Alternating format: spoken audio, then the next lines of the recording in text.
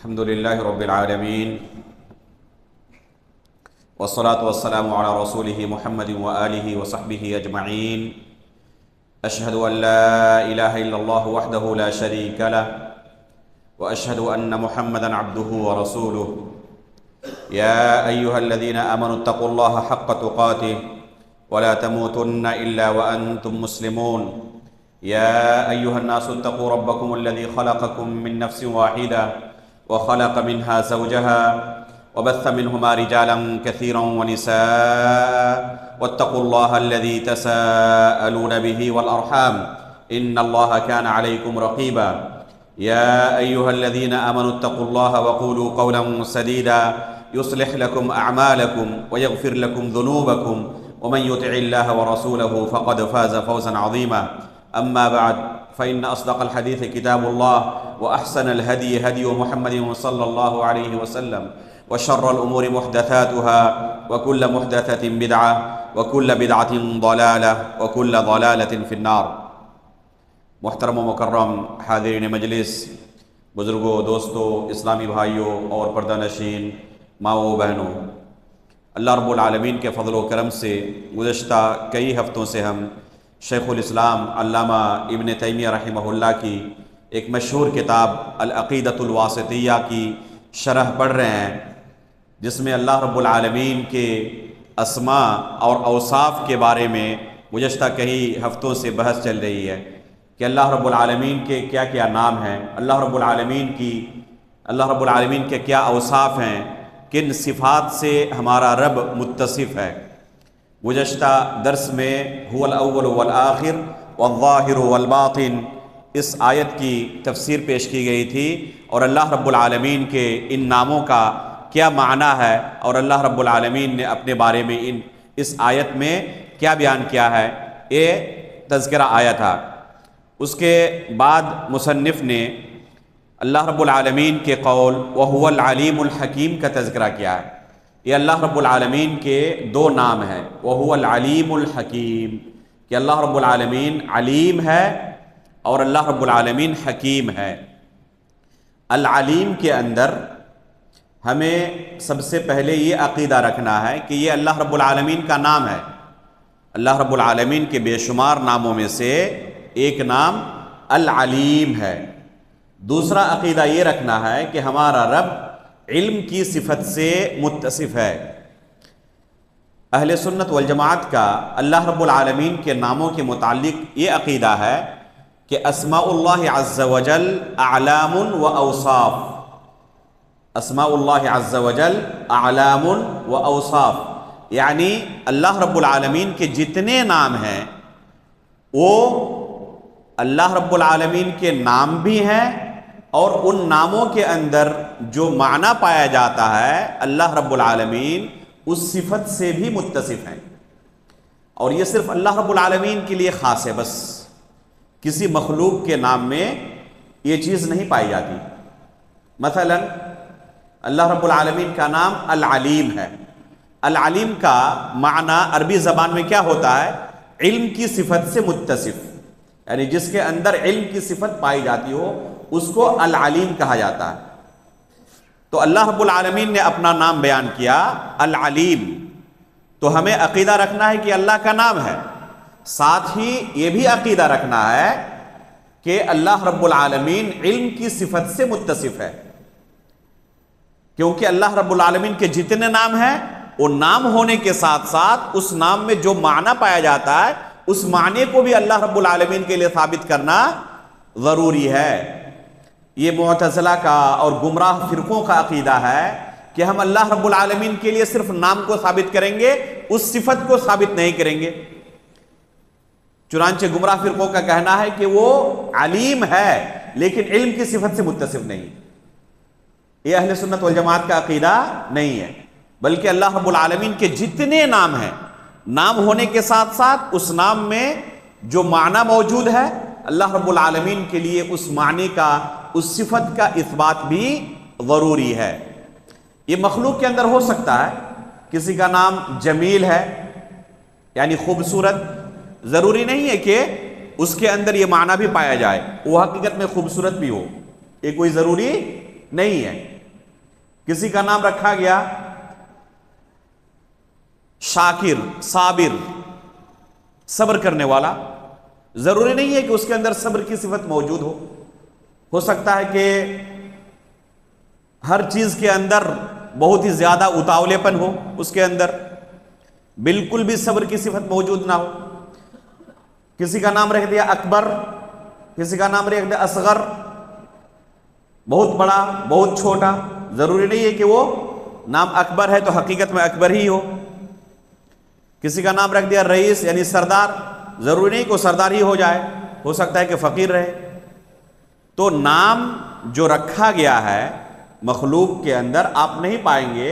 ہو سکتا ہے کہ کسی کے نام کے مطابق اس کے اعمال بھی ہوں، لیکن یہ ضروری نہیں ہے.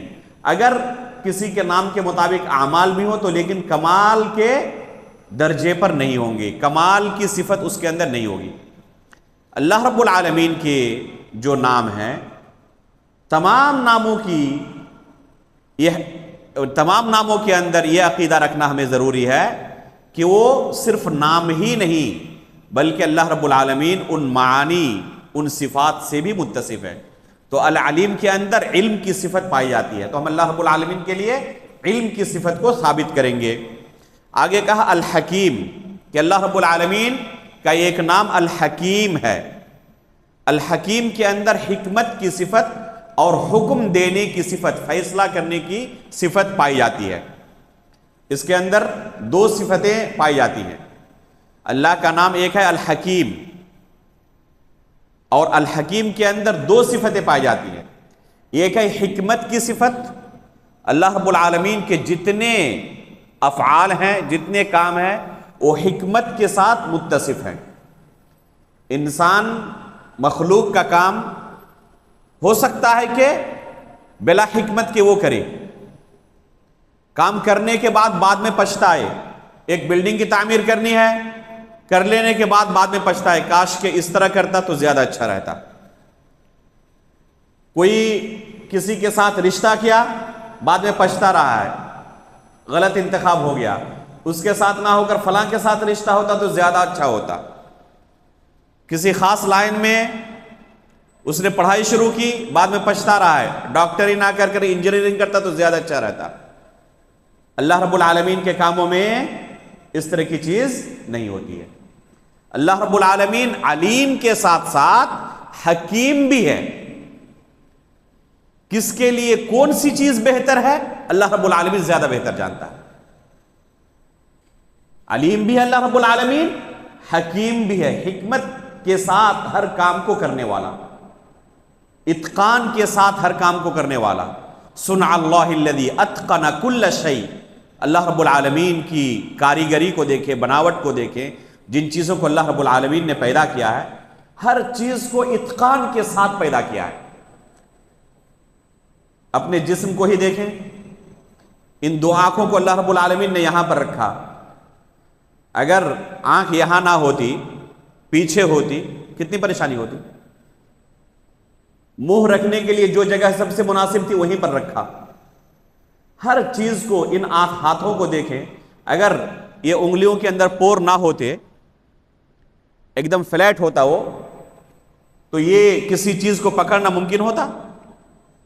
لیکن اللہ رب العالمین نے اتقان کے ساتھ، حکمت کے ساتھ ہر چیز کو پیدا کیا ہے. اگر کوئی فقیر ہے، کوئی امیر ہے، کوئی بہت ذہین ہے، کوئی کن ذہن ہے، یہ ہر چیز اللہ رب العالمین کی حکمت کے ساتھ جڑی ہوئی ہے. اللہ رب العالمین زیادہ بہتر جانتا ہے کہ اس کے اندر کون سی حکمت پوشیدہ ہے. انسان کو اللہ رب العالمین کی بعض حکمتوں کا علم ہو سکتا ہے، خصوصاً جن چیزوں کے بارے میں اللہ رب العالمین نے خود بیان کیا یا اس کے رسول صلی اللہ علیہ وسلم نے بیان کیا. اور ایسا بھی ہو سکتا ہے کہ اللہ رب العالمین کی حکمت کا بندوں کو علم نہ ہو. مثلا ابھی 2-3 ہفتے پہلے کی بات ہے، ایک بھائی سوال کر رہے تھے کہ جہنم کو پیدا کرنے کی کیا حکمت ہے.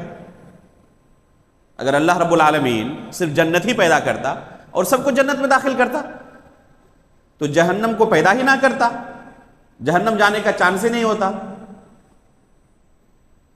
اس بھائی سے میں نے سوال کیا کہ اللہ رب العالمین حکیم ہے، ہر کام اس کا حکمت سے پر ہے، حکمت سے خالی نہیں ہے، وہ زیادہ بہتر جانتا ہے، پھر بھی کچھ چیزیں انسان کتاب و سنت کے نصوص پر غور کر کے ادراک کر سکتا ہے۔ مثلا اسی بھائی سے میں نے سوال کیا کہ آپ مان لیں کلاس کے اندر ٹیچر ہیں، آپ کو پڑھانے کی ذمہ داری دی گئی،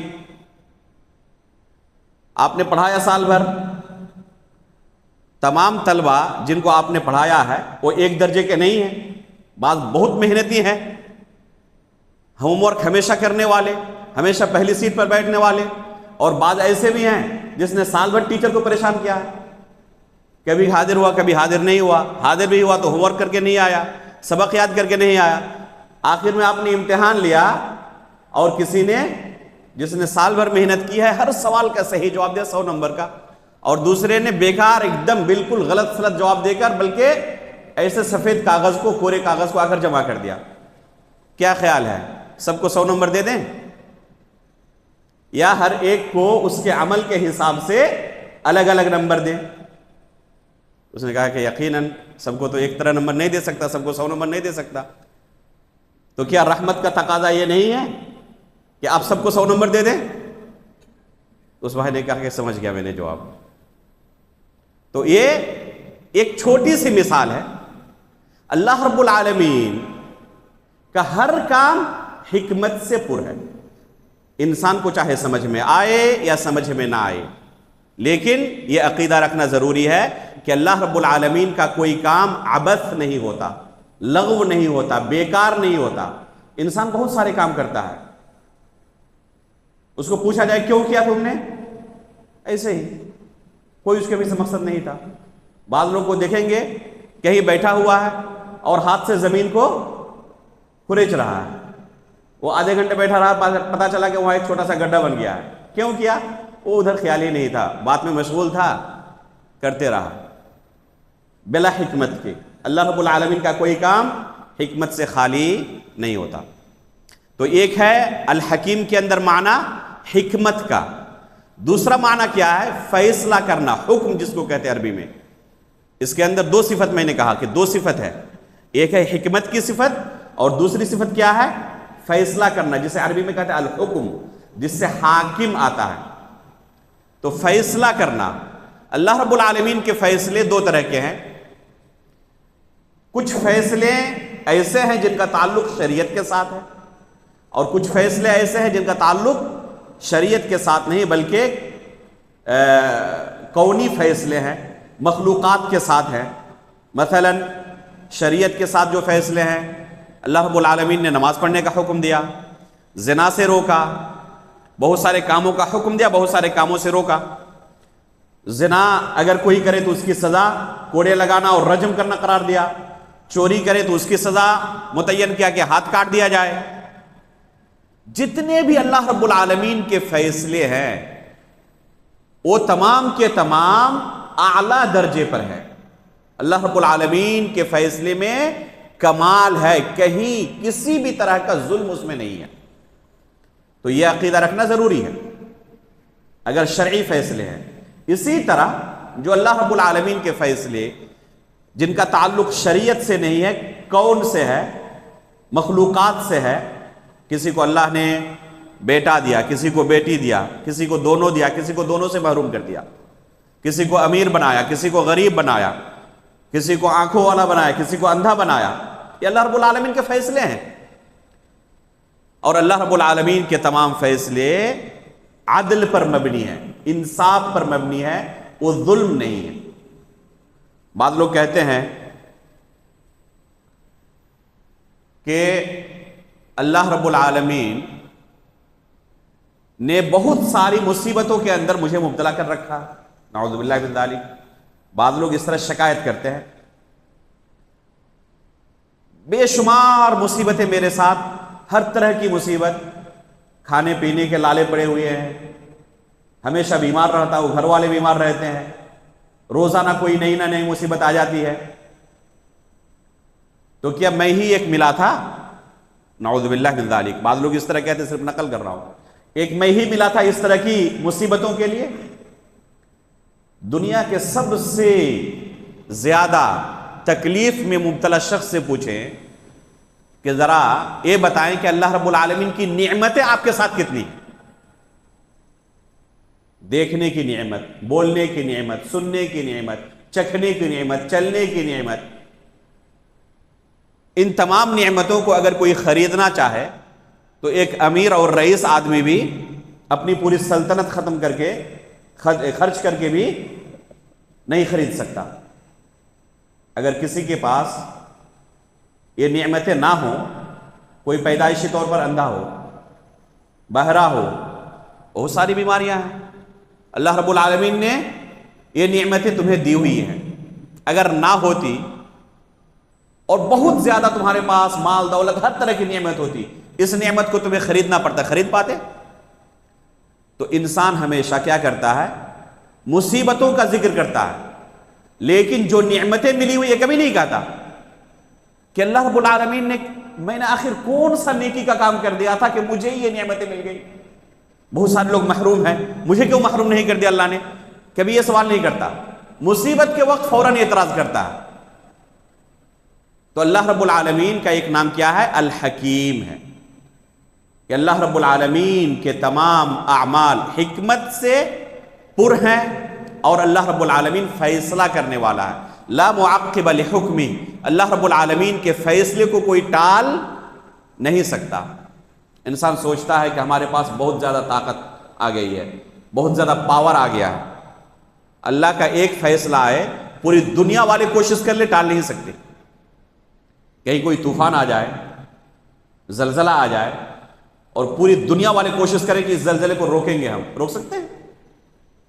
تو اللہ رب العالمین کے کسی فیصلے کو مخلوق کے اندر یہ طاقت نہیں ہے کہ ٹال سکے، چاہے وہ بزعم خیش اپنے گمان کے مطابق کتنے ہی پاورفل کیوں نہ ہو جائے، ایک فیصلے کو اللہ رب العالمین کا کوئی ٹال نہیں سکتا ہے۔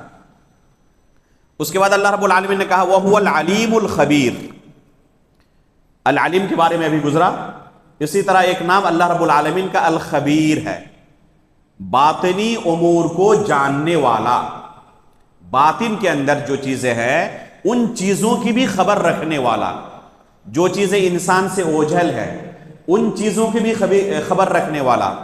قرآن میں اللہ رب العالمین نے ایک آیت میں بیان کیا ہے، خبیر کا معنی سمجھنا ہو تو اس آیت کو دیکھیں۔ اللہ رب العالمین کا ارشاد ہے کہ اللہ رب العالمین کو چھوڑ کر جن کو تم پکارتے ہو وہ تمہاری پکار نہیں سن سکتے،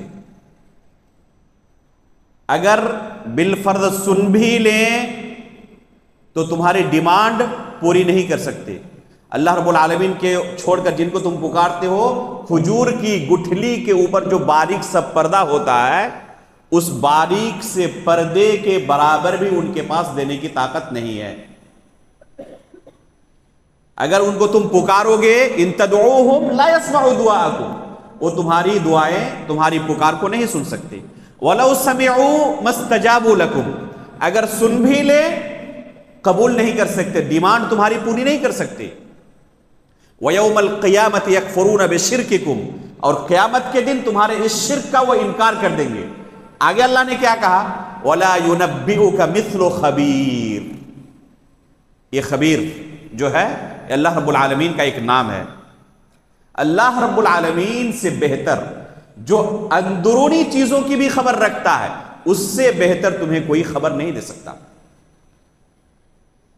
قبر کے اندر کیا کچھ ہو رہا ہے، وہ ہماری باتیں سنتے ہیں نہیں سنتے، انسان کہہ سکتا ہے؟ اللہ رب العالمین سے بہتر کوئی کہہ سکتا؟ تو اللہ رب العالمین کا نام الخبیر ہے۔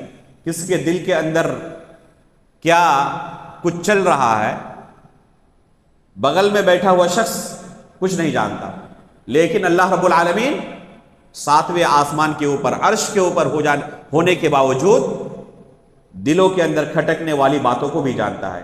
الا یعلم من خلق وهو اللطیف الخبیر، تو الخبیر کا لفظ اللہ رب العالمین نے یہاں بھی استعمال کیا ہے سورۃ الملک کے اندر، الا یعلم من خلق وهو اللطیف الخبیر، کہ اللہ رب العالمین کا نام اللطیف ہے، الخبیر ہے، تو اندرونی چیزوں کی خبر رکھنے والا، باطنی چیزوں کی خبر رکھنے والا.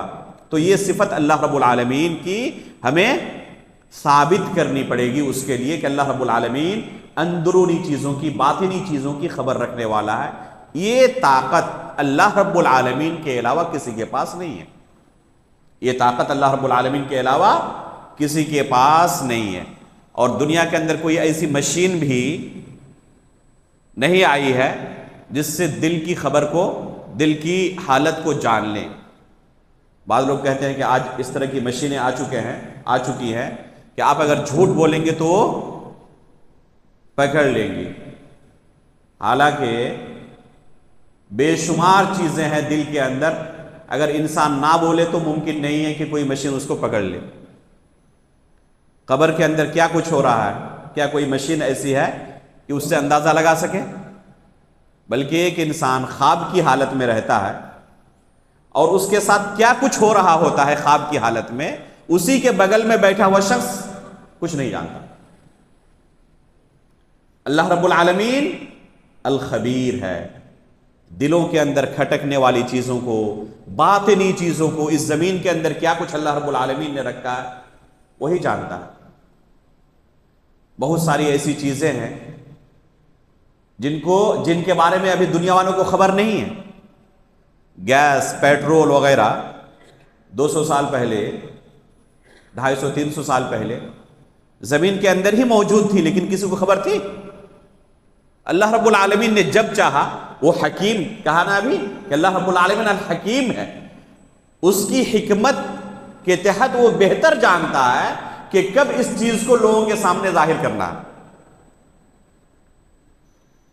اس سے پہلے کسی کو خبر نہیں تھی. اللہ کے رسول کی حدیث ہے صحیح مسلم کے اندر، جساسہ والی دجال کے بارے میں. تمیم داری رضی اللہ تعالیٰ عنہ ایک سفر پر نکلے، دریائی سفر پر، اور ان کی کشتی طوفان کا شکار ہو گئی. ایک جزیرے پر پہنچے اور وہاں پر جا کر دیکھا دجال کو بیڑیوں سے جکڑا ہوا.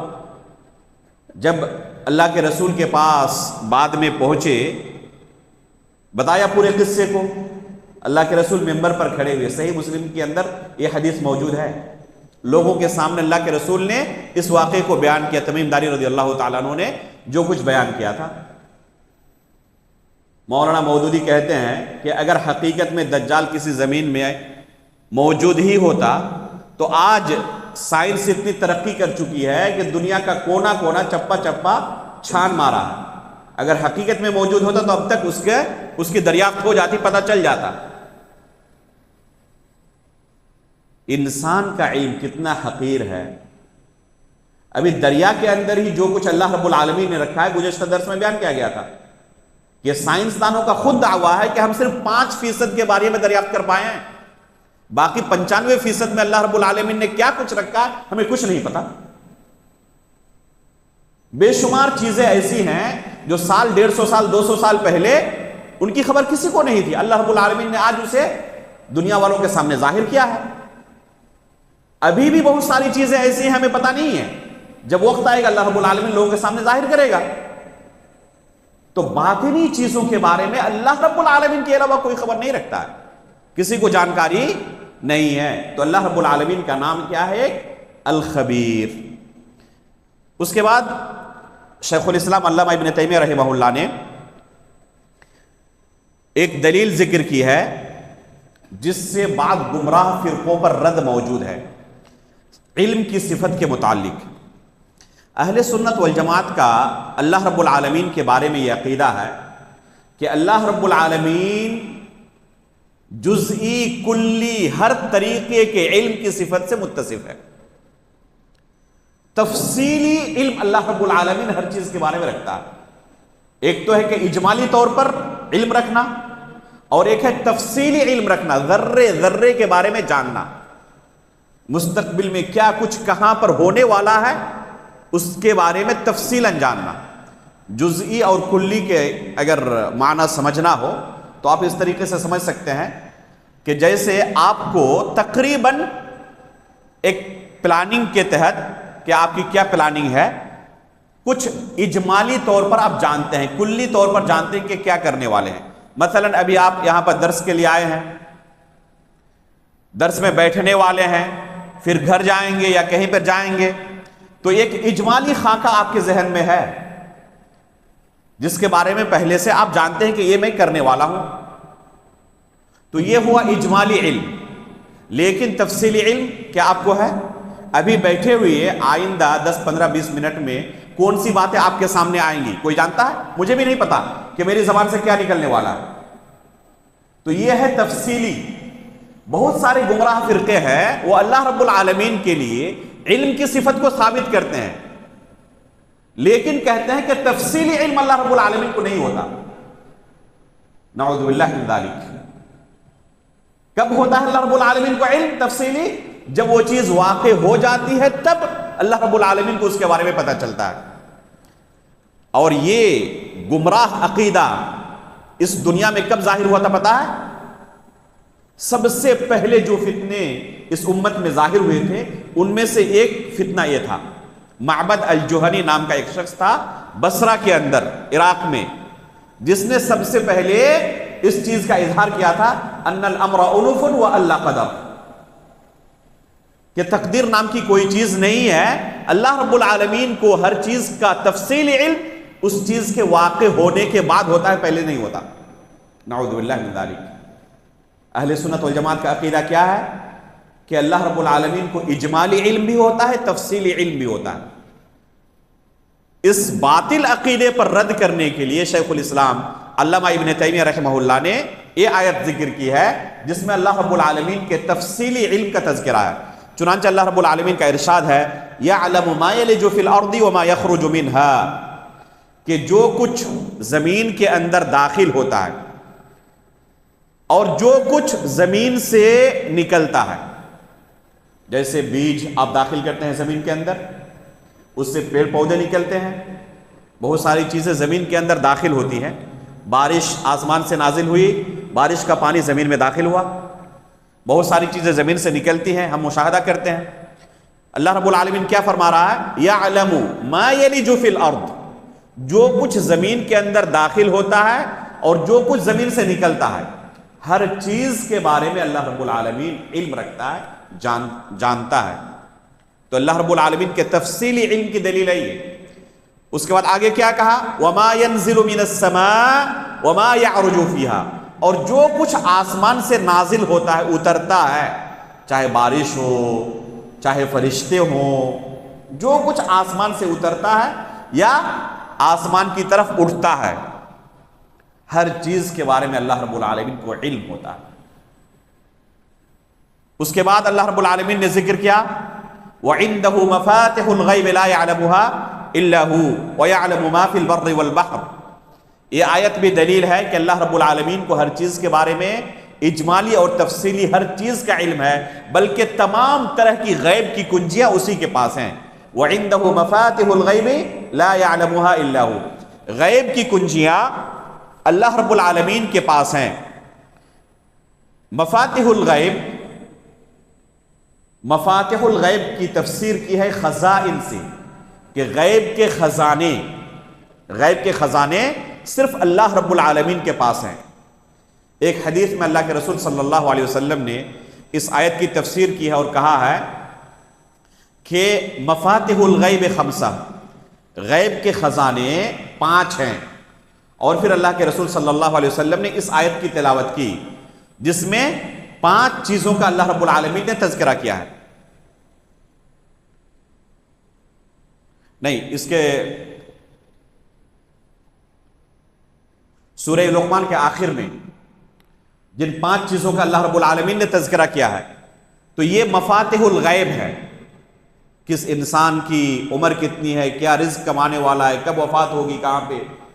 تو یہ جو چیزیں ہیں اللہ رب العالمین کے علاوہ ان چیزوں کا علم کسی کے پاس نہیں ہے. وَعِندَهُ مَفَاتِحُ الْغَيْبِ لَا يَعْلَمُهَا إِلَّا هُوَ، ان غیب کی چیزوں کے بارے میں اللہ رب العالمین کے علاوہ کوئی نہیں جانتا. سلف صالحین اس آیت سے استدلال کرتے ہوئے کہتے تھے کہ اگر کوئی اللہ رب العالمین کے علاوہ ان غیب کی چیزوں کے بارے میں، مفاتیح الغیب کے بارے میں، خزائن الغیب کے بارے میں، ان 5 چیزوں کے بارے میں دعویٰ کرے کسی مخلوق کے لیے کہ فلاں کو بھی ان چیزوں کا علم ہے، جانکاری ہے، تو وہ شخص کافر ہو جائے گا، وہ شخص مسلمان نہیں رہے گا، وہ شخص مسلمان نہیں رہے گا، وہ شخص کیا ہو جائے گا؟ کافر ہو جائے گا۔ غیب 2 طرح کے ہیں۔ غیب کہتے کس کو ہے؟ غیب کہتے ہیں جو چیز آپ سے اوجھل ہو، ابھی آپ کے سامنے موجود ہے تو یہ حاضر ہے۔ جو چیز آپ سے اوجھل ہو وہ غیب ہے آپ سے۔ جیسے آپ یہاں موجود ہیں، ابھی اسٹیشن میں کیا کچھ ہو رہا ہے آپ کے لیے وہ کیا ہے؟ غیب ہے، آپ کو پتہ نہیں ہے، اللہ کہ آپ ٹی وی کے ذریعے دیکھیں، اسکرین کے ذریعے دیکھیں تو پھر وہ چیز غیب نہیں رہی۔ یہ آپ کے لیے غیب ہے، لیکن جو وہاں پر موجود ہے اس کے لیے غیب نہیں ہے، اس کے لیے غیب نہیں ہے۔ تو غیب 2 طرح کے ہیں، ایک ہے مطلق، ایک ہے مقید۔ غیب 2 طرح کے ہیں، ایک ہے غیب مطلق اور ایک ہے غیب مقید۔ غیب مقید کا مطلب یہ ہے کہ بعض مخلوق کے لیے غیب ہے، بعض کے لیے غیب نہیں ہے۔ بعض مخلوق کے لیے وہ چیز غیب ہے اور بعض کے لیے وہ غیب نہیں ہے۔ جیسے کہ مثال دی کہ یہاں ہم موجود ہیں اور بعض لوگ اسٹیشن میں موجود ہیں، اسٹیشن میں کیا کچھ ہو رہا ہے ان کے لیے غیب نہیں ہے لیکن ہمارے لیے غیب ہے، تو یہ مقید ہے، مطلق نہیں ہے۔ اور غیب کی ایک قسم ہے مطلق غیب، یعنی ہر ایک کے لیے غیب ہے وہ۔ مثلا آئندہ کل دنیا میں کون کون پیدا ہونے والے ہیں، کس کس کی وفات ہونے والی ہے، یہ ہر ایک کے لیے غیب ہے۔ یہ ایسی چیز نہیں ہے کہ کسی کے لیے غیب ہو اور کسی کے لیے غیب نہ ہو، یہ ہر ایک کے لیے کیا ہے؟ غیب ہے۔ مطلق غیب جو ہے وہ اللہ رب العالمین کے علاوہ کوئی نہیں جانتا۔ مطلق غیب جو ہے اللہ رب العالمین کے علاوہ کوئی نہیں جانتا۔ جہاں تک رسول اللہ صلی اللہ علیہ وسلم کی یا دوسرے انبیاء کی بات ہے تو یہ بھی غیب کو نہیں جانتے۔ اصل حکم جو ہے وَعِنْدَهُ مَفَاتِحُ الْغَيْبِ لَا يَعْلَمُهَا إِلَّا هُوَ، غیب کی چیز صرف اللہ رب العالمین جانتے ہیں، اس کے سوا کوئی نہیں جانتا، اللہ کہ وحی کے ذریعے اللہ رب العالمین اپنے رسولوں کو جتنی خبر دے اتنا وہ بیان کر سکتے ہیں۔ وحی کے ذریعے اللہ رب العالمین اپنے انبیاء اکرام کو، رسولوں کو جتنی خبر دے اتنا بیان کر سکتے ہیں، اس سے زیادہ کچھ بھی بیان کرنے کی ان کے پاس طاقت نہیں ہے۔ مثال کے طور پر اللہ کے رسول صلی اللہ علیہ وسلم کی حدیث ہے، قیامت کے دن بہت سارے لوگ حوض کوثر پر پانی پینے کے لیے آئیں گے، کچھ لوگوں کو روک دیا جائے گا، آنے نہیں دیا جائے گا۔ اللہ کے رسول کیا کہیں گے کہ میری امت کے لوگ ہیں، میری امت کے لوگ ہیں، ان کو آنے دیا جائے۔ کہا جائے گا اِنَّكَ لَا تَدْرِي مَا أَحْدَثُوا بَعْدَكَ، آپ کو پتا نہیں آپ کے بعد ان لوگوں نے کیا کچھ ایجاد کر لیا ہے۔ تب اللہ کے رسول کہیں گے سُحْقًا سُحْقًا لِمَنْ غَيَّرَ بَعْدِي، ان کو دھتکارا جائے، دھتکارا جائے جنہوں نے میرے بعد میرے دین کو بدل ڈالا تھا۔ اس حدیث میں دونوں چیزوں کی دلیل موجود ہے۔ ابھی ہم نے کیا کہا رسول اللہ صلی اللہ علیہ وسلم یا دیگر انبیاء کے متعلق کہ یہ غیب نہیں جانتے، اتنا جانتے ہیں جتنے اللہ رب العالمین نے خبر دی ہے، اس سے زیادہ نہیں جانتے۔ اس حدیث کے اندر دونوں چیز کی دلیل موجود ہے کہ جتنا اللہ رب العالمین نے غیب کے متعلق خبر دیا ہے اتنا بیان کر سکتے ہیں۔ یہ معاملہ آخرت میں پیش آنے والا ہے، ابھی پیش آیا نہیں ہے، یہ غیب ہے یا نہیں ہے؟ یہ معاملہ آخرت میں پیش آنے والا ہے، یہ غیب ہے، اور اللہ کے رسول نے دنیا کی زندگی میں ہی اس بارے میں خبر دیا۔ تو ایک غیب کے متعلق اللہ کے رسول نے خبر دیا کہ ایسا ہونے والا ہے مستقبل میں، ابھی ہوا نہیں ہے، تو اللہ کے رسول نے غیب کے متعلق خبر دیا، لیکن کتنی خبر دیا؟ جتنے کے متعلق اللہ رب العالمین نے بیان کیا تھا۔ یہاں تک کہ اسی حدیث میں اللہ کے رسول کہہ رہے ہیں کہ کچھ لوگ آئیں گے جو بدعتی ہوں گے، جن کے بارے میں اللہ کے رسول کو علم نہیں ہوگا، پہلے ان کو داخل ہونے کے لیے فرشتوں سے کہیں گے کہ ان کو آنے دیا جائے، لیکن جب پتا چلے گا کہ یہ بدعتی ہے تو فوراً ان کے لیے بد دعا کریں گے اور ان کو دھتکاریں گے۔ اگر پہلے سے علم ہوتا کہ یہ بدعتی ہیں تو ان کے لیے سفارش کرتے اور کہتے کہ ان کو آنے دیا جائے، پہلے ہی بد دعا کرتے، دھتکارتے۔ لیکن کیا اللہ کے رسول نے پہلے آنے کے لیے کہا، جب بیان کیا گیا کہ یہ بدعتی ہے تو کہا کہ ان کو دھتکارا جائے، ان کو بھگایا جائے۔ تو غیب کی خبر بھی دی اور ساتھ میں یہ بھی بیان کیا کہ بعض چیزوں کے بارے میں اللہ رب کے رسول کو پتہ نہیں ہے۔ تو کتنا پتہ ہے؟ جتنے اللہ رب العالمین خبر دیتے ہیں۔ مطلق غیب کا علم صرف اور صرف کس کے پاس ہے؟ اللہ رب العالمین کے پاس ہے۔ مطلق غیب کا علم یہ صرف اور صرف اللہ رب العالمین کے پاس ہے۔ اللہ کے رسول صلی اللہ علیہ وسلم غزوہ خیبر کے موقع پر ایک خاتون نے دعوت دی، یہودیہ تھی، گئے اور اس نے کھانے میں زہر ملا دیا۔ آپ کے ساتھ ایک صحابی بھی تھے، آپ نے ایک لقمہ صرف منہ پہ رکھا تھا اور وحی آئی، پھر اللہ کے رسول نے اسے پھینک دیا۔ جو صحابی تھے انہوں نے کھا لیا تھا، جس سے وفات بھی ان کی ہو گئی۔ اگر مان لیں کہ اللہ کے رسول کو مطلق غیب کی خبر ہوتی ہے، جانتے ہیں، تو کیا لازم آئے گا کہ جان بوجھ کر اپنے صحابی کو اللہ کے رسول نے مرنے دیا۔ تو اس طرح کی بے شمار حدیثیں ہیں جو بالکل واضح ہے کہ اللہ کے رسول یا کوئی بھی امتی میں سے، چاہے وہ کتنے ہی بڑے پیر، ولی، بزرگ، خواجہ، غریب نواز کیوں نہ ہو، غیب کی خبر ان کے پاس نہیں ہے۔ وَعِندَهُ مَفَاتِحُ الْغَيْبِ لَا يَعْلَمُهَا إِلَّا هُوَ، صرف اللہ رب العالمین ہی ان چیزوں کا علم رکھتے ہیں۔ وَيَعْلَمُ مَا فِي الْبَرِّ وَالْبَحْرِ، زمین کے اوپر، زمین کے نیچے، دریا کے اوپر نیچے جو کچھ ہے اللہ رب العالمین ہر چیز کے بارے میں جانتے ہیں۔ انسان کے پاس کتنا علم ہے؟ زمین کے نیچے کیا کچھ، ابھی ہم جہاں بیٹھے ہوئے ہیں اس کے نیچے کتنے کیٹ پتنگے، حشرات اور سانپ اور کیا کچھ موجود ہے، یا کوئی خزانہ موجود ہے، کچھ علم ہے ہمیں؟ کوئی علم نہیں ہے۔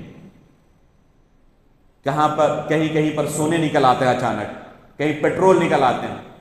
اگر پہلے سے لوگوں کو پتا ہوتا تو وہاں پر کھود کر نکال لیتے، لیکن جب اللہ رب العالمین کی حکمت ہوئی ظاہر کرنے کی، لوگوں کو اللہ رب العالمین نے علم دیا اور پھر وہ چیزیں لوگوں نے نکالی۔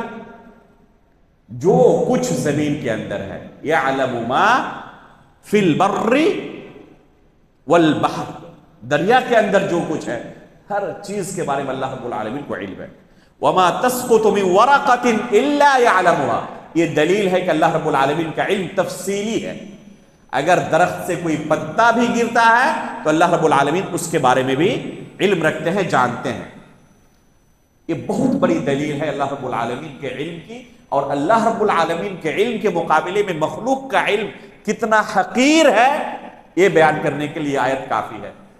ایک درخت کے اندر کتنے پتے ہیں تعداد بھی مخلوق بیان نہیں کر سکتا۔ پورے شہر میں کتنے درخت ہوں گے، ان میں کتنے پتے ہوں گے، پوری دنیا میں کتنے درخت ہوں گے، ان میں کتنے پتے ہیں، کسی مخلوق کے بس کی بات ہے؟ گننے کی بس کی بات نہیں ہے۔ چہ جائے کہ کس درخت سے کون سا پتا کب گرتا ہے اس کے بارے میں بھی کسی کو علم ہو۔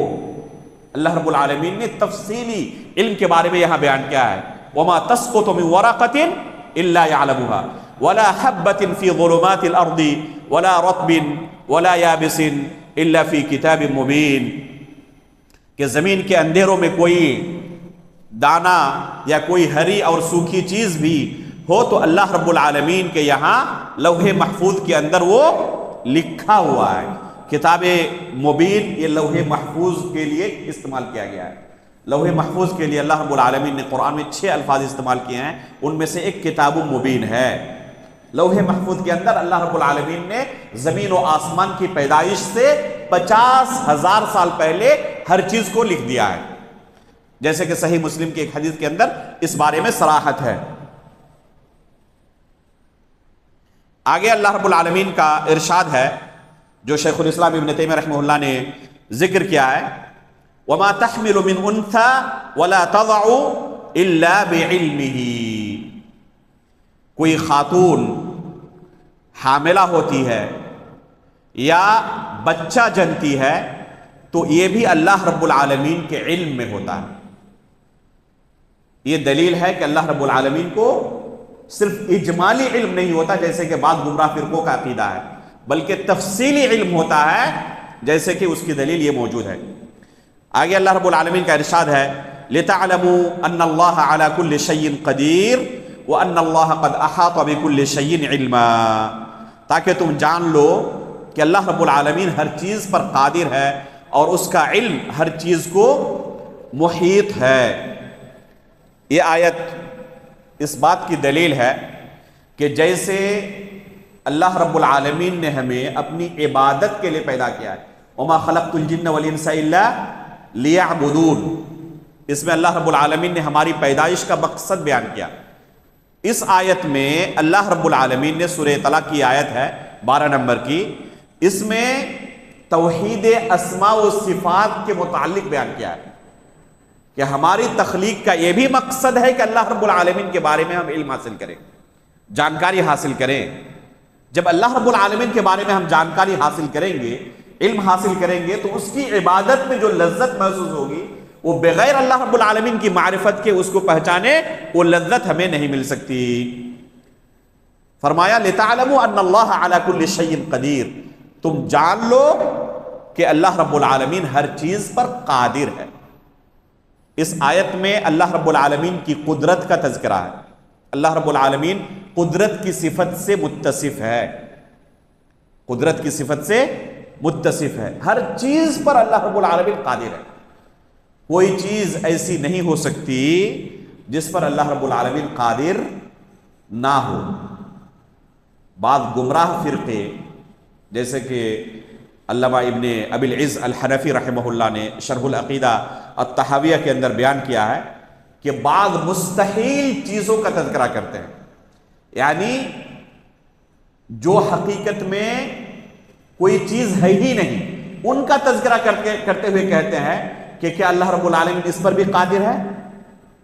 مثلا اپنے ہی جیسے کسی اور معبود کے، اللہ کے پیدا کرنے پر قادر ہے، تو کیا حقیقت میں اس کو الہ کہا جا سکتا ہے؟ اگر اللہ رب العالمین کے مثل کوئی ہو اس کو الہ نہیں کہا جا سکتا۔ بعض لوگ علم کے اندر پختگی نہ ہونے کی وجہ سے کیا کہتے ہیں کہ اس طرح بہت ساری چیزیں ممکن ہیں جن پر اللہ رب العالمین قدرت نہ رکھتا ہو، نعوذ باللہ من ذالک، یہ کفری عقیدہ ہے۔ اگر کوئی چیز حقیقت میں چیز ہو تو اللہ رب العالمین اس پر قادر ہے، اللہ رب العالمین اس پر قادر ہے۔ کسی چیز کے بارے میں یہ کہنا کہ اللہ رب العالمین اس پر قادر نہیں، یہ کیا ہوگا؟ یہ کفر ہوگا۔ انشاءاللہ اس کے بارے میں تفصیل آگے آپ کے سامنے آئے گی۔ وَأَنَّ اللَّهَ قَدْ أَحَاطَ بِكُلِّ شَيْءٍ عِلْمًا، اور اللہ رب العالمین کا علم ہر چیز کو محیط ہے، کوئی بھی چیز ایسی نہیں جو اللہ رب العالمین کے علم سے خارج ہو۔ یہیں پر ہم آج کے درس میں اکتفا کرتے ہیں، بس کرتے ہیں۔ آگے والی آیت ان اللہ هو الرزاق ذو القوۃ المتین سے اگلے درس میں انشاءاللہ تذکرہ کیا جائے گا، اس کی شرح پیش کی جائے گی۔ اللہ رب العالمین سے دعا ہے کہ اللہ رب العالمین اس علم کو حاصل کرنا ہمارے لیے آسان بنا دے۔ اللہ رب العالمین اس کے کتاب و سنت کا علم، صحیح علم ہمیں حاصل کرنے کی توفیق عطا فرمائے۔ اللہ رب العالمین سلف صالحین کے عقیدے پر ہمیں آخری سانس تک باقی رکھے، اسی عقیدے پر ہماری وفات ہو اور نبیین، صدیقین، شہداء و صالحین کے ساتھ ہمارا حشر ہو۔ آمین تقبل رب العالمین، وصلی اللہ علی نبینا محمد۔ سبحانک اللہم و بحمدک، اشہد ان لا الہ الا انت، استغفرک و اتوب الیک۔